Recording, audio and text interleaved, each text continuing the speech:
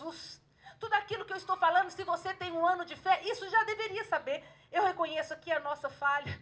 Muitas vezes nós, líderes, pastores, não temos falado a respeito daquilo que é o mais importante, é a consumação do plano original de Deus, do propósito original de Deus. É a entrada na nossa vida eterna, gloriosa. Primeira coisa a respeito da volta de Jesus. A volta de Jesus, ela é certa, não tem jeito, não tem como mudar os planos e falar, Deus falar, não vai acontecer, eu pensei bem, não, ela é certa. Ela é certa por quê? Porque Deus precisa cumprir o seu propósito eterno. Antes de pensar em criar o universo, o homem, Deus tinha um propósito eterno, que é ter uma família de muitos filhos semelhantes a Jesus. Isso está escrito em Romanos 8, 29. Ter uma família de muitos filhos semelhantes a Jesus. Deus sonhava com isso. Então Deus resolveu criar homens, porque ele já havia criado espíritos. E não era com espíritos que Deus queria se relacionar, era com o homem feito à sua imagem e semelhança. Então Deus criou o homem e a Bíblia diz que colocou dentro do homem a eternidade. Por quê? Porque ele queria viver eternamente com essa família de muitos filhos semelhantes a Jesus. Entretanto, o pecado entrou e causou uma separação eterna entre o homem e Deus. E aquele plano que Deus tinha eternamente, desde a eternidade passada, em viver em família com muitos filhos semelhantes a Jesus, aquele plano então pareceu que se esvaiu, foi embora. Não tinha dado certo, porque enfim o homem pecou e todos pecaram, estão separados da glória de Deus. O pecado faz essa separação. Nós jamais poderíamos nos reconectar novamente com Deus. E é para isso que Jesus veio, para pagar a sentença do nosso pecado, que era a morte, que era a separação de Deus, o inferno. É por isso que ele morreu na cruz sem pecado. A morte não era para ele, era para mim, era para você, mas ele veio por quê? Porque ele precisava pagar a nossa condenação e receber em si a justiça de Deus, a punição do pecado de todos os homens. Então, Jesus veio, pagou, ali Deus descarregou a sua justiça, porque ele não merecia morrer, visto que Jesus não teve pecado algum, dolo algum achou em sua boca, é o que diz a Bíblia. Mas ali, ele pagou o preço pelo meu pecado, pelo seu pecado. E o novo e vivo caminho foi aberto naquela hora que ele diz, Senhor, entrego nas tuas mãos, Pai, nas tuas mãos entrego o meu espírito, tudo está consumado. Tudo já foi feito, eu completei a obra, eu consegui trazer o homem de volta. Eu paguei o preço até o fim, eu não pequei. Naquele momento o véu do templo, que tinha uma espessura imensa, ele se rasgou. A Bíblia fala de alto a baixo, para deixar claro que não foi nenhum homem. Deus falou, agora, esse caminho que dá acesso à minha presença, que o véu do templo era o lugar que separava os homens da Arca da Aliança, onde Deus se manifestava. Aquele véu foi rasgado, apesar da sua espessura, de alto a baixo. Deus falou, homens, agora todos vocês podem entrar pelo novo e vivo caminho que Jesus, o seu sangue, abriu. Só que sim, hoje nós podemos, por Jesus, sermos salvos. Que bom! Essa paz que ninguém pode roubar, que perda alguma pode roubar, que tristeza alguma pode roubar. Uma paz, a Bíblia fala, que excede o entendimento.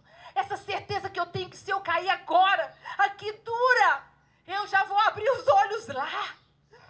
Isso eu tenho aqui, eu já usufruo da bênção de ser salvo hoje. Mas a plenitude disso, a consumação daquele propósito original de Deus, de viver com os homens em plenitude, só será possível a partir da volta de Jesus. Por quê? Porque a morte é o último inimigo a ser vencido. Ali na cruz, Jesus, na sua morte, ele venceu o pecado, porque viveu uma vida sem pecado. Então, ele venceu o pecado. E na sua ressurreição, ele venceu a morte. A morte já foi vencida por Jesus. Mas quando Jesus voltar na sua segunda vinda, então, sim, vai se consumar essa vitória, porque a morte será tragada de uma vez por todas. É que diz o Salmo, onde está, a morte, a tua vitória? Onde está, a morte, o teu aguilhão? Jesus adentrou os céus, levando ali, não um sangue de animal, mas o seu próprio sangue, falando, Deus, eu paguei o preço, está aqui. Eu garanto a vida eterna para eles. Entretanto, nós temos esse corpo aqui, contaminado pelo pecado, que adoece, que sofre dores, que se torna fraco, frágil.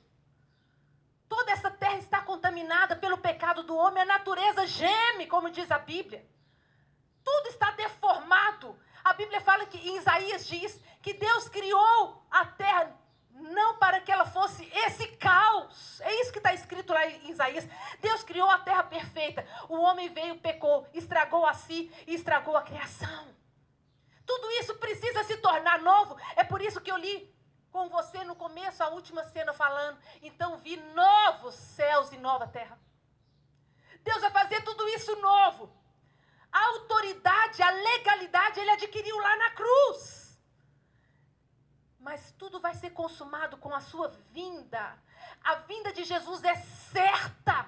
Assim como foi a criação do homem, assim como foi a sua primeira vinda. A segunda vinda de Jesus, a volta, é certa para dar continuidade ao grande sonho e propósito de Deus, ter uma família de muitos filhos semelhantes a Jesus, que vivam com Ele em plenitude, longe da morte, longe do sofrimento, longe do pecado, longe da dor. Em novos céus e nova terra. Quando Jesus voltar, essas coisas serão possíveis. Então, primeiro, a vinda de Jesus é certa para dar continuidade, consumar, destruir Satanás. Ali na sua segunda vinda, a Bíblia diz que ele vai, com sopro, destruir Satanás. E vai lançar Satanás, o anticristo, tudo no lago que arde com fogo e enxofre, a saber, a segunda morte, o inferno. Tudo isso vai acontecer na segunda vinda de Jesus. E lógico, minha intenção não é dar uma aula de escatologia, mesmo porque precisaríamos de semanas e semanas. Mas eu quero que você tenha um pano de fundo, porque nós estamos caminhando para lá. Quer você já tenha tomado a sua principal decisão, que é aceitar Jesus como Senhor e já seja salvo, a sua eternidade esteja garantida com Deus, quer não. Fato é que todos os homens estão caminhando para lá, para a vinda de Jesus, a consumação dos séculos, o grande juízo e a eternidade futura. E a vinda de Jesus é certa, porque Ele mesmo prometeu. E Ele não mente. Jesus não mente. Talvez você esteja aí me assistindo hoje e você tem dúvidas a respeito da palavra de Deus. Talvez você tenha dúvidas a respeito do próprio Jesus. Mas Jesus é mesmo Deus? Deixa eu te falar uma coisa. Quem disse que Jesus era Deus? As profecias que vieram antes dele, que se cumpriram nele. Todas as profecias se cumpriram ali em Jesus. Você precisa entender, Jesus não tem como ser um bom homem apenas. Jesus não tem como ser um bom profeta apenas. Ou Jesus